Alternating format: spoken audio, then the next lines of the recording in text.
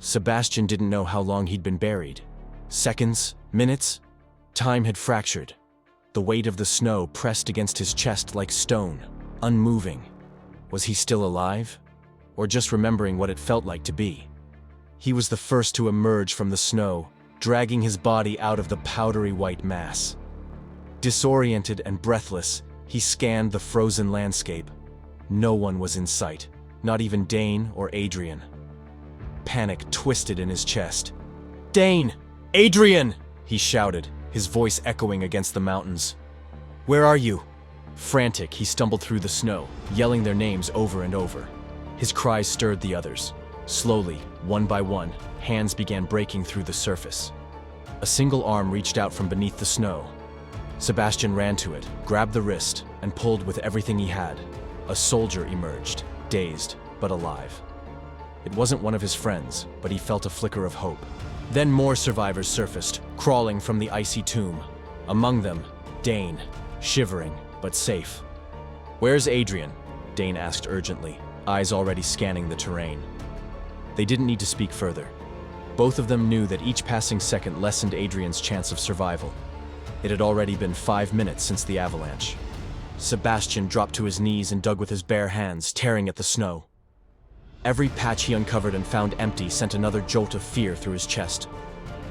Then, just as despair threatened to break him, something shimmered. The sunlight reflected off something in the snow. He looked closer, a hand, and on one finger, a silver ring. Adrian's.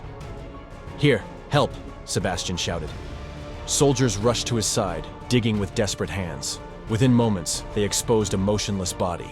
Adrian. His skin was pale, his lips blue. He wasn't breathing. Sebastian stood frozen, staring in disbelief, unable to move or speak. A soldier began chest compressions while another started mouth to mouth, but Adrian didn't respond. Minutes dragged by, still nothing.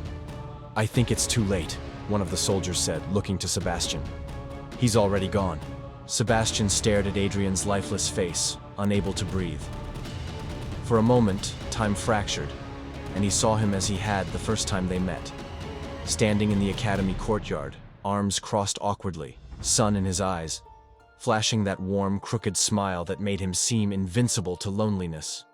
That smile had been the start of everything. And now, Adrian was frozen. That could not be his last image. Sebastian turned to the soldier, his voice suddenly firm, commanding. "No, keep going, don't stop." His tone left no room for argument. The two soldiers continued, more urgently this time. Compress, breathe, compress, breathe. Their hands trembled from the cold and the weight of hopelessness. And then, Adrian gasped. A ragged, desperate breath tore from his chest as his eyes flew open. He began coughing violently. The soldiers quickly rolled him onto his side, propping him up. Sebastian and Dane dropped beside him, grabbing his hands. The color began returning to his cheeks. His eyelids fluttered, his breathing steadied. For a few long moments, no one said anything. They just sat with him, holding his hands, overwhelmed by relief. Then, in a barely audible voice, Adrian whispered, "I'm good. How about you?" Dane exhaled a shaky laugh. "Yeah, we're good, actually. Feeling way better now." Sebastian looked up and saw the striking woman walking toward him through the snow. Her footsteps left no trace, her presence as surreal as ever. As she approached, she spoke, her voice calm and distant. "No one else is alive beneath the snow," she said.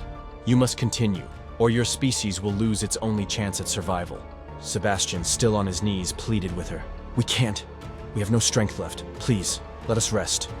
"You have exactly 30 seconds, she replied, utterly unmoved. "After that, everything will be over."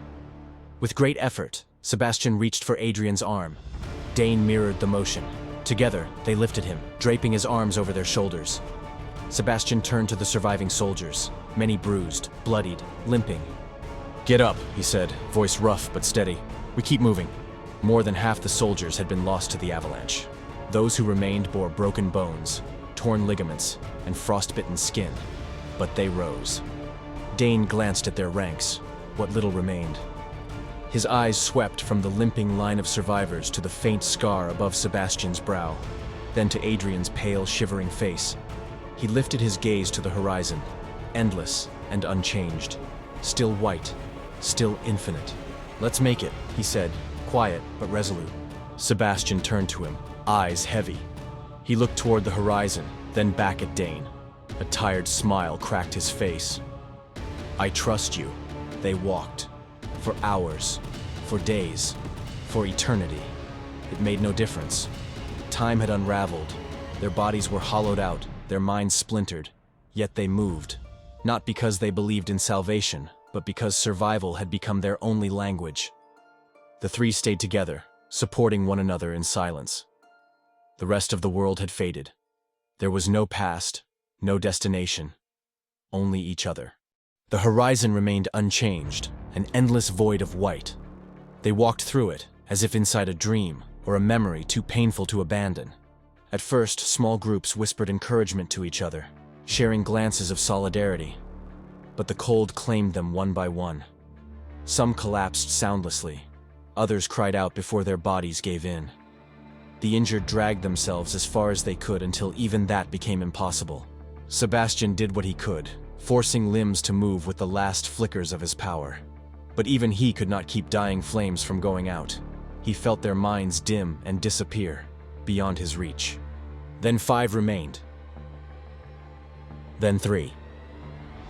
The snow swallowed the fallen, leaving behind a trail of frozen statues. The last few collapsed in silence, their breath fading into the wind.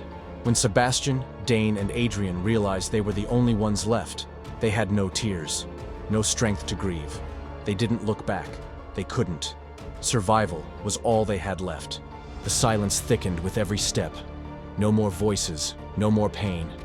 Only the sound of their breaths, boots crunching through snow, and the wind whispering the names of the dead. Only the 3 of them remained, and the silence screamed with everything they had lost. Then, a wave of warmth. It rolled over them like a tide, pushing back the cold that had gnawed at their bones for so long. The pain vanished.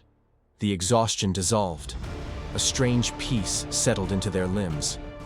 The snow's blinding glare faded, replaced by gentle darkness, velvety, enveloping. It embraced them like sleep. When the haze cleared, they realized they were standing in the same place where they had been before the snowy trial had begun. But it was different. The copats and coats were gone. The other humans too. Only the 3 of them remained. 3 hearts beat where once there had been hundreds. That was all that remained after the so-called trial of endurance. And once again, the sphere emerged, imposing, unmistakable. The same galaxy reappeared. The same planetary system came into view. But this time, the planet wasn't an exact replica of Earth. Its shapes and continental outlines were recognizable, yet visibly altered, scarred by the catastrophe it had endured. Then, just like before, a wave of fireballs slammed into the surface. The same screams of pain and terror echoed through the air. And finally, the same overwhelming silence fell.